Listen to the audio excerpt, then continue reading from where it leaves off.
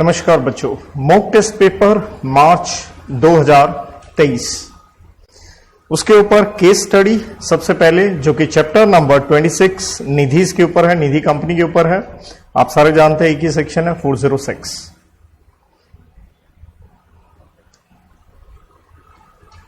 कहता है to provide banking services to the people living in Ernakulam Kerala which still was far off location and devoid of assessing finance from Nationalized Bank and NBFC, Nagarjun और उसके मित्रों ने मिलके क्या किया, ओपनिंग ऑफ निधि कंपनी सोचा कि लोगों को एक cheapest source of funding provide किया जाए। विनायक स्ट्रोट्रम निधि लिमिटेड इनकॉर्पोरेट होती है बाय नागार्जुन और उनके मित्रों के द्वारा 10 जुलाई 2014 को। ऑथराइज्ड कैपिटल बताई गई है आपको, वो 70 lakh divided into 7 lakh shares of equity shares of 10 each, और पेड अप कैपिटल आज के दिन है 60 lakh. Through this Nidhi savings could be deposited in the form of saving, RD and fixed deposit account and daily deposit account, while Vinayak स्ट्रोट्रम Nidhi limited granted loans to members against securities of immovable and movable such as gold, blah blah blah. Right. Moving ahead. कहता custom centricity was at the core of MD Nagarjun and 3 executive directors जिनके नाम दे रखे हैं कि भैया customer को ही हमें भगवान लेके चलना है। Since its inception, the Nidhi was earning profit year by year. In anticipation of growing services to their members and stabilizing it as a profit center, Nagarjuna और उनकी टीम ने फेल्ड किया कि हम कुछ और ब्रांचेस खोलते हैं इन द डिस्ट्रिक्ट इटसेल्फ। दस विनायक निधि लिमिटेड ने 3 ब्रांचेस खोल दी हैं सेम डिस्ट्रिक्ट में। देखिए 3 आप खोल भी सकते हैं, 3 से ज्यादा खोलने के लिए हमें आरडी का अप्रूवल लेना पड़ता है। The Nidhi brought within its fold experience person, कुछ रिटायर्ड एग्जीक्यूटिव लिए गए, ठीक है जी। By the end of March 2021, ध्यान दीजिएगा अब हम 2021 में पहुंच गए, जबकि ध्यान दीजिएगा हमारी निधि कब बनी थी, जुलाई 2014 में बनी थी, 10 जुलाई को। तो कहता अब हमारे पास 2021 में 11,000 मेंबर हैं, 200 एम्प्लॉइज हैं, काफी फास्ट ट्रैक ग्रोथ हो रही है और अब ये सोच रहे हैं कुछ और ब्रांचेस भी खोली जाएं। लेकिन ब्रांच कहां खोल रहे हैं ध्यान रखिएगा, in another district of Kerala. तो इन्होंने कनौर डिस्ट्रिक्ट को इस काम के लिए चूज किया है क्योंकि ये वहीं से पढ़े हुए हैं। But instead of doing that way, उन्होंने ब्रांच खोलने के बजाय वहां पे एक और ही निधि खोल दी। तो आइए प्रश्न देखते हैं। पहला प्रश्न कहता what is the nature of ये जो विनायक एस निधि लिमिटेड बनाई थी। ऑब्वियसली आप सारे जानते हो निधि कंपनी एक पब्लिक कंपनी होती है जिसमें कैपिटल आपको रखनी पड़ती है कम से कम 10 लाख की।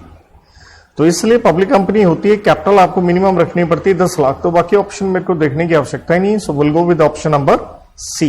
सी is the correct answer. Second, suppose Krishna Murthy was appointed as one of the directors in 2014 when the company was incorporated. He was eligible to hold office for a consecutive 10 years. निधि में डायरेक्टर 10 साल के लिए लगातार बन सकता है। Determine when he shall be eligible for reappointment, ये आप जानते हो 2 साल का हमें कूलिंग पीरियड रखना पड़ता है। तो करेक्ट आंसर बोला गया है तो 10 साल। ध्यान दीजिएगा हमारी कंपनी बनी थी 10 जुलाई को 2014 को। आप इसमें 10 साल ऐड कर देंगे तो कहां पहुंच गए, हम पहुंच गए 2024 में। उसके बाद आपको कूलिंग पीरियड कितने साल का रखना है, 2 साल का रखना है। तो बस आपसे ये पूछा गया आप एलिजिबल कब होंगे री अपॉइंट होने के लिए। तो देखिए 24 हो गया, 2 साल ऐड किए तो कहां पहुंच गए हम, 2026 में पहुंच गए, राइट। तो 2026 आप देखिए तो यही दिख रहा है आपको, और ऑब्वियसली आफ्टर 9 जुलाई, क्योंकि 10 जुलाई को बनी थी तो 9 जुलाई हम यही कहेंगे। So option number C is the correct answer. Next question कहता मैक्सिमम बताइए how much interest Nidhi can offer on FD and recurring deposited अपने मेंबर से। आप मेंबर से पैसा उठा रहे हो, ज्यादा से ज्यादा आप उनको ब्याज कितना दे सकते हो, तो वही जो आरबीआई एनबीएफसी के लिए बताता है, राइट। इसलिए पहली ऑप्शन में लिखा है is permitted to offer at a rate not exceeding the maximum rate of interest that NBFC can pay on its public deposits. तो सीधा सीधा मेरे को एक करेक्ट आंसर यहां पे नजर आ रहा है, राइट। सो बाकी मुझे देखने की आवश्यकता ही नहीं। So I will go with option number A. Fourth question में कहता है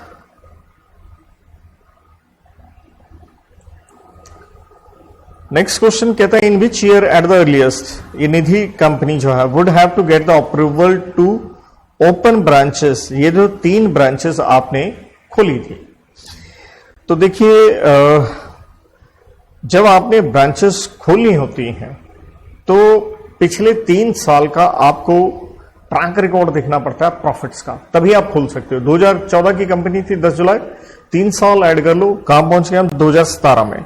अब इनमें से ऑप्शन देखो 2017 में ये दिख रही है। So option number C is the correct answer.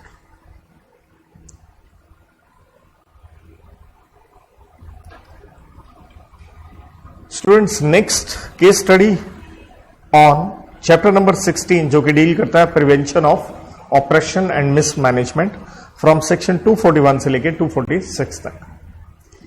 कहता आप डेली नीड्स एक अनलिस्टेड पब्लिक कंपनी है, डेली नीड्स के काम में इन्वॉल्व है, ऑर्डर आते हैं ऑनलाइन और आप सप्लाई कस्टमर्स को उनके डोर स्टेप पे करते हो। 31 मार्च 2021 को टोटल मेंबर हैं 500, कैपिटल है कंपनी की 100 लाख रुपए। ज्ञान सिंह कंपनी का एमडी है, उसने अप्रैल 2020 में ज्वाइन किया था। इससे पहले वो किसी एनबीएफसी में काम करता था। मीडिया सोर्सेज से पता चलता है ज्ञान Singh was involve in sanctioning proposal of big loans, मतलब एनबीएफसी में था तो बड़े लोन ये सैंक्शन करता था बिना सिक्योरिटी के, तो दैट मींस ये फ्रॉड में इन्वॉल्व था, इसलिए वो लोन क्या हो गए थे NPA. After joining this company, Gyan Singh started ordering his employees to supply the goods at the shop of retailers also on credit. जबकि पहले आप सिर्फ क्या करते थे, ऑनलाइन बिजनेस कस्टमर को देते थे, whereas कंपनी की पॉलिसी थी कि बस हमने कस्टमर को देना है। तो ये आदमी गलत यहां पे भी कर रहा है। काफी रिटेलर्स उसके ऑफिस में आते थे। In some of the cases the recovery from retailers become difficult और कंपनी के बहुत सारे बैड डेट्स यहां हो गए। Aggrieved from this some 10 members, company के मेंबर्स ने एप्लीकेशन दी है एनसीएलटी को, making company and MD as respondents की अफेयर्स जो हो रहे हैं प्रेजुडिशियल हो रहे हैं टू द पब्लिक इंटरेस्ट, और उन्होंने कहा इस एमडी को निकाला जाए। ट्राइब्यूनल ने टर्न डाउन किया the application mentioning that therein that the members who applied are not eligible to apply। 10 members ने ये किया था। तो आप सेक्शन 244 में जानते हैं कम से कम 100 मेंबर चाहिए या 10% चाहिए या जिनके पास 10% इशूड कैपिटल हो। वेन धर्मेश ये एक शेयर होल्डर है, उसे जब इस चीज का पता चलता है कि एप्लीकेशन 10 मेंबर्स वाली टर्न डाउन हो गई है, उसने खुद ही अप्लाई कर दिया। धर्मेश के पास क्या है, 2 लाख शेयर है और consisting the face value of 20 lakh. तो अब ध्यान दो, इस भाई साहब के पास 20 लाख के शेयर हैं, कहता साथ में वो मेंबर ऑफ पार्लियामेंट भी है।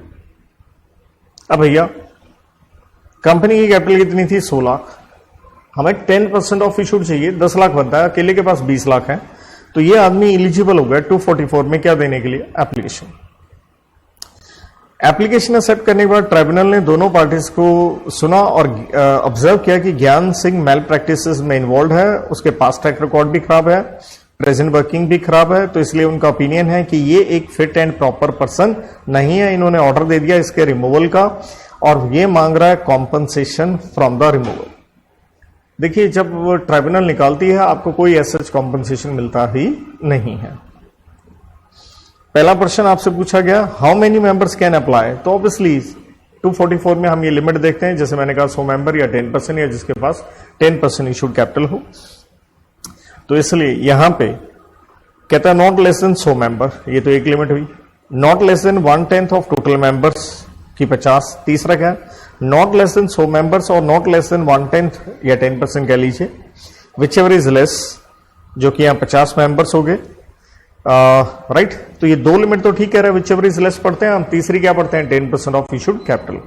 यहां तक जो लिखा ठीक है। अब अगला क्या है, नॉट लेस देन 100 मेंबर्स और not less than 10% of total members, which ever is higher, higher नहीं पढ़ते हम, विच एवर इज लेस पढ़ते हैं। इशूड कैपिटल वाली लिमिट की एज सच कंपेयर में बात नहीं की गई है, सो इसलिए will go with option number C. भैया ये आपका आंसर सही है। अगला क्वेश्चन कहता है किस ग्राउंड्स पे धर्मेश की एप्लीकेशन एक्सेप्ट होगी। वो मैंने बता दिया, उसके पास 10% क्या थी, कैपिटल थी, तो इसलिए यहां पे क्या कहेंगे कि रेप्यूटेड पर्सन है, एमपी है, उसका कोई लेना देना नहीं। Is having the majority of shares in the company. भाई मेजॉरिटी का कोई लेना देना नहीं, हमें तो क्या चाहिए, कम से कम 10%। तो ये ऑप्शन ठीक दिख रही है, so will go with option number C कि भैया इसके पास 10% से ज्यादा है, क्योंकि 20% बन रहे थे। 7वां प्रश्न कहता है वेदर ट्राइब्यूनल के पास पावर है एमडी को निकालने की, which was appointed by the board and share holders in general meeting. 242 में हम ट्राइब्यूनल की पावर पढ़ते हैं और क्लियरली ट्राइब्यूनल के पास ये पावर होती है, वो आपको निकाल सकता है। नो गलत है, ये ऑप्शन तो आएगा नहीं। Tribunal can order winding up, भाई ऐसा भी कुछ नहीं है। Can ask note to repeat, tribunal can terminate, this is the perfect answer, so option number D is the correct answer. 8वां प्रश्न क्या ज्ञान सिंह एमडी कॉम्पनसेशन मांग सकता है from the date of removal to the remaining period. 243 में हम ये पढ़ते हैं इनको कॉम्पनसेशन वगैरह कुछ नहीं मिलेगा। कैन डिमांड गलत है, कैन बी रिलीव्ड, रिलीव्ड के मतलब नहीं है, डिमांड की बात हो रहा है, तो हम क्या कहेंगे MD can not demand, so option number D is the correct answer. Next प्रश्न वेदर ज्ञान सिंह टर्मिनेट होने के बाद can apply to any other company for the post of director और एनी अदर ऑफिसर। 243 में हम ये पढ़ते हैं जब आपको निकाल दिया जाता है, ये 5 साल के लिए आपके ऊपर एक कह लीजिए एक रिस्ट्रेंट लग जाता है कि आप अपॉइंट नहीं हो सकते। तो भैया 5 साल तक आप अपॉइंट नहीं हो सकते किसी भी कंपनी में। सो कहता है आफ्टर टर्मिनेशन कैन अप्लाई, ये गलत हो गया। Can not apply for a period of 1 year, 1 year नहीं है 5 साल है। Can not apply for a period of 3 years, ये भी गलत हो गया, 5 साल है। Can not apply for the period of 5 years, so perfect answer is option number D. इसके साथ ये केस स्टडी यहां समाप्त होती है।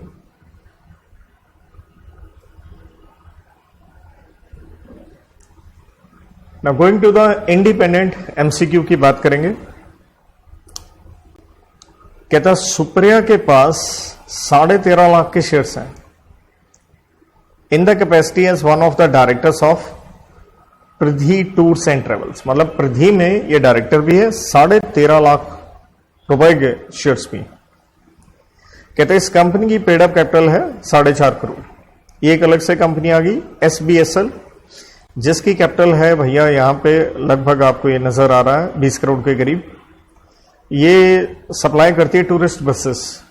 Being in need of adding 3 more tourist buses in existing fleet of 10 buses, PTTL ने through Supriya company approach किया एक तीसरी कंपनी को, कह लीजिए नॉट तीसरी, ये थ्रू सुप्रिया। सुप्रिया कौन है, ये वो शेयर होल्डर और डायरेक्टर है कहां, ये अपना PTTL में। इस PTTL को बसें चाहिए, वो बसें आप किससे ले रहे हो, इस SBSL कंपनी से ले रहे हो, लेकिन किसके थ्रू आप कॉन्ट्रैक्ट कर रहे हो, सुप्रिया। अब सुप्रिया PTTL में तो डायरेक्टर है, साथ में शेयर होल्डर भी है, लेकिन SBSL में तो कुछ है, ऐसा कुछ तो हमें दिया नहीं है, राइट। तो आपसे पूछा गया है कि सुप्रिया के पास for the purpose of purchasing the required buses knowing fully well that Supriya hold certain amount of shares. अब यहां बता रहा है उसके पास कुछ शेयर हैं SBSL, कुछ शेयर हैं, कितने हैं ये तो बताया नहीं। मेकिंग हर इंटरेस्टेड डायरेक्टर। अब भैया इसमें तो हम पढ़ते होते हैं कि अगर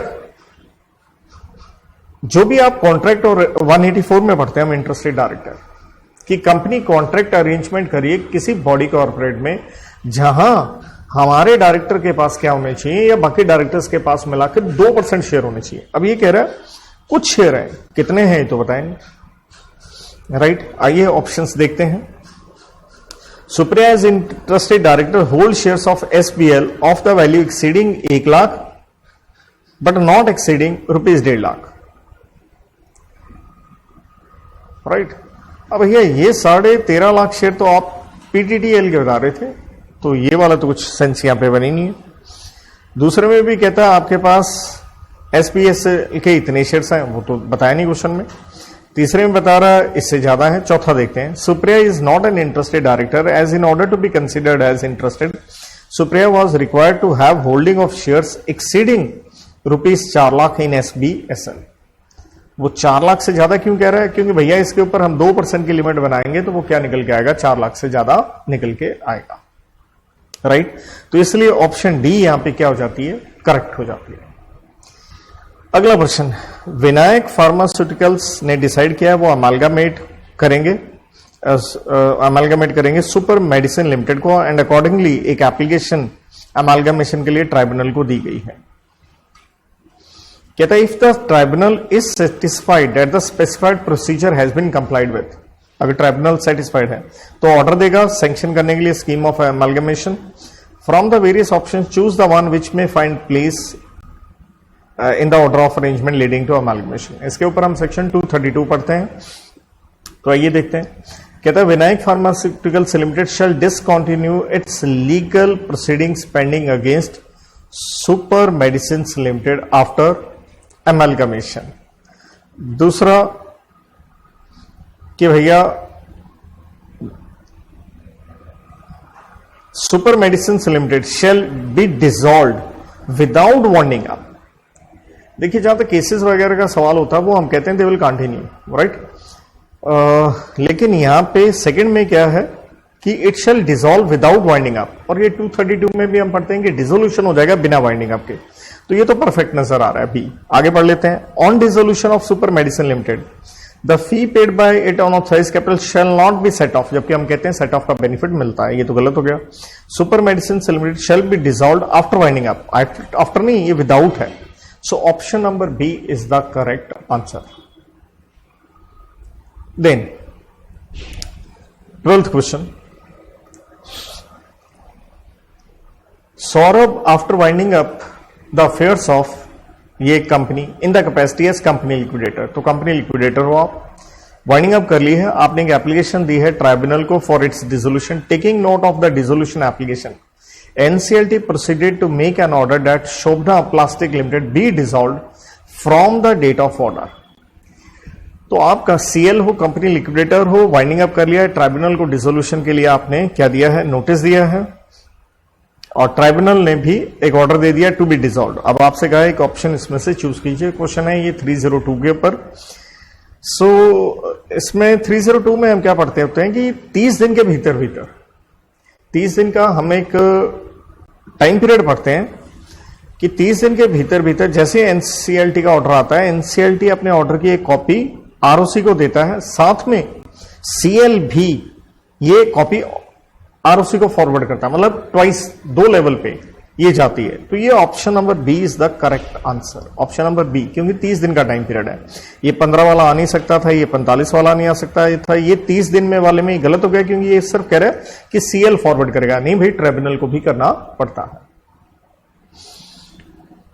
इसके बाद हमें क्वेश्चन देख रहे हैं इकोनॉमिक लॉस के ऊपर। पहला है ओवरसीज इन्वेस्टमेंट के बारे में पूछा गया है कि ओवरसीज इन्वेस्टमेंट क्या है। तो देखिए उसके अंदर हम 2 चीजें पढ़ते हैं, FC plus OPI, financial commitment and overseas portfolio investment obviously by a person resident in India. सीधा सीधा क्वेश्चन था, सीधा सीधा आंसर है। So D part is the correct answer. इसके बाद 14th, the benchmark rate for calculating all in cost for foreign currency ECB is amended due to LIBOR transition made by a circular dated this date। तो भैया इसमें क्या हुआ था, 50 BPS basis point से ये इंक्रीज किया गया था, तो ऑप्शन नंबर सी। 15th IBC के ऊपर प्रश्न है, pre packaged insolvency resolution process पे है। तो कहता है मिस्टर रमन ने एक लोन दिया 2 करोड़ का स्मॉल एंटरप्राइज को, engaged in manufacture and production of articles belonging to metallurgical industries. Due to running in loss, it defaulted in payment of debt to Mr. Raman. So as an insolvency process was initiated against the company, application was admitted on 31st January 2023. State which of the following is our correct statement in the light of given facts as per IBC। तो देखिए यहाँ 4 हमें option तो होती हैं, लेकिन answers को अगर आप गौर से देखेंगे तो जो दे रखा है उसने कहा इन चारों में से बताओ कौन कौन सी ठीक है, तो A 1 दिया, इस तरह से दे रखा है। तो हमें सारी देखनी पड़ेंगी। तो पहली बात यहां पीपीआईआरपी लग गया। तो देखिए 54D एंड 54K के ऊपर ये क्वेश्चन बनता है यहां पे। तो देखिएगा पहली ऑप्शन में लिखा है insolvency resolution process can not be initiated against CD being a small enterprise. भैया ये तो गलत है, ऑब्वियसली स्मॉल एंटरप्राइज पे ही ये लगता है, small medium, right. Pre package insolvency resolution process can be initiated and shall be completed by 31 मई 2023। देखिए हम पढ़ते हैं 54D के अंदर 120 दिन, तो 31 जनवरी से यहां पे आप ऐड करेंगे तो ये परफेक्टली आपका 120 दिन बनता है। सो दिस इज 54D में करेक्ट ऑप्शन ये बनती है यहां पे। देयर आफ्टर आगे कहता है, तो इसलिए सेकेंड पार्ट करेक्ट है, तो अगर हम चूज करें तो सेकेंड पार्ट वैसे बी सी डी तीनों ऑप्शन में दे रखा है, तो हमें थोड़ा देखना पड़ेगा। आगे चलते हैं। आरपी ने प्लान सबमिट किया whether approval of C is obtained और not to the adjudicating authority. तो भाई ये कह रहा है कि बिना सीओसी के अप्रूवल के ऐसा नहीं होता। फोर्थ में चलते हैं। In case no resolution plan is approved by COC the RP shall file an application with adjudicating authority for termination. बिल्कुल हम ये पढ़ते हैं कि अगर अप्रूव नहीं होता तो टर्मिनेशन के लिए अप्लाई कर सकते हो 54K में। तो यहां ऑप्शन नंबर 2 भी ठीक है, 4 भी ठीक है। अब इसमें से देख लीजिए ABCD में 2 एंड 4 कहां लिखा है। सो ये लिखा है सी पार्ट में। So will go with answer number C. आखिरी प्रश्न एमसीक्यू पे हमारा आर्बिट्रेशन एक्ट के ऊपर आता है। कहता है पनेशिया बायोटेक एक इंडियन कंपनी है, इसके पास काफी पेटेंट्स हैं और इसको एक ऑर्डर मिला है अमेरिका बेस्ड कंपनी से to deliver a biotech compound for development of this compound. Panacea ने एक लाइसेंस डेवलपमेंट एग्रीमेंट साइन किया है, एक बड़ी कंपनी जो जापान की है, right, with a couple of internationally renowned independent biotech consultants. One is Indian, other is German national. तो काफी लोग हो गए, जापान भी हो गए, जर्मनी के भी हो गए। The German consultant is a habitual resident of India where as Indian consultant is a habitual resident of America. Japanese के पास कंसिडरेबल एक्सपर्टाइज है इससे related. Such Japanese company has commercial office in India, उसका भारत में भी office है। Such commercial office is responsible for the agreement by the Japanese head office. In all the 3 agreements, the parties included a clause. 3 parties हैं, agreement करें कि सारे disputes जो हैं वो हम resolve करेंगे by the sole arbitrator as per ACA Act. Couple of years after signing the agreement, the Panacia Biotech terminated. Panacea ने ये तीनों कॉन्ट्रैक्ट जो कि पार्टीज के साथ हैं, alleging that both the consultant not providing desired support and Japanese company deliberately delayed the development of the compound. Biotech company filed a request for arbitration in each of the 3 cases and claiming substantial damages. अब आपसे पूछा गया wherein arbitration considered as international, you are required to pick the cases wherein arbitration considered as international commercial arbitration. देखिए